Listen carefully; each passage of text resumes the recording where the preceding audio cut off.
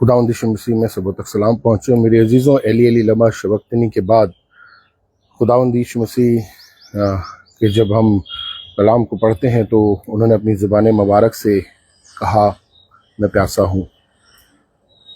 खुदावंद यीशु मसीह प्यासा है सलीब पर, लेकिन क्या उसकी प्यास को हम जानने पाए? यीशु मसीह वो भूख लगती है, अंजीर के पेड़ के पास वो गया, वो सोता है, तूफान में नाव में वो सो रहा था। वो एक इंसान भी है, कामिल खुदा भी है।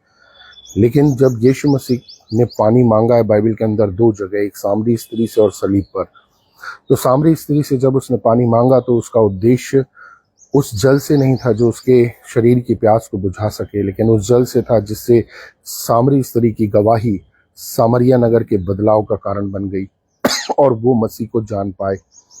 वैसे ही सलीब पर यीशु मसीह ने एक सवाल हर एक विश्वासी के लिए रखा है, मैं प्यासा हूँ। क्या आज हमारी गवाही, हमारा गवाहियों का देना क्या खुदावंद यीशु मसीह की महिमा को प्रकट करता है? मेरे अजीज़ों, उसकी प्यास ये है कि हमारी जीवन की गवाही एक व्यक्ति को यीशु के अनुग्रह के सिंहासन लेकर आने के निकट लेकर आने पाए। उसके लिए हमारा जीवन परिवर्तन, हमारा बदलाव, हमारा चरित्र, हमारा हर एक कार्य यीशु की महिमा के लिए हो, ताकि कोई भी हमारे जीवन को, जो कि पांचवा सुसमाचार बने, पढ़े और यीशु के अनुग्रह के सिंहासन के निकट आ सके। तब हम यीशु की प्यास बुझा पाएंगे, जो उसकी प्यास है कि हर एक अनुग्रह को प्राप्त करे और उस पिता की बादशाहत में अनंत लो निवास करे। मेरे अजीजों, उसके बाद खुदावंद यीशु मसीह ने कहा, पूरा हुआ। ये पूरा हुआ का जो टेटलेस्टाई या टेलेस्टाई जो शब्द है वो उससे लिया गया, अर्थात जब आप कोई प्रोडक्ट खरीदते हैं और उसका पेमेंट कर देते हैं तो वो प्रोडक्ट आपका होता है और सामने भी वो कामिल एक डीलिंग हो जाती है, जिसके तहत अब जो कार्य था वो पूरा हो चुका है। और यीशु मसीह ने हर एक वो बात जो अधूरी रह गई थी अपनी इस कामिल कुर्बानी के तहत सारी चीज़ों का भुगतान किया अपने खून के द्वारा।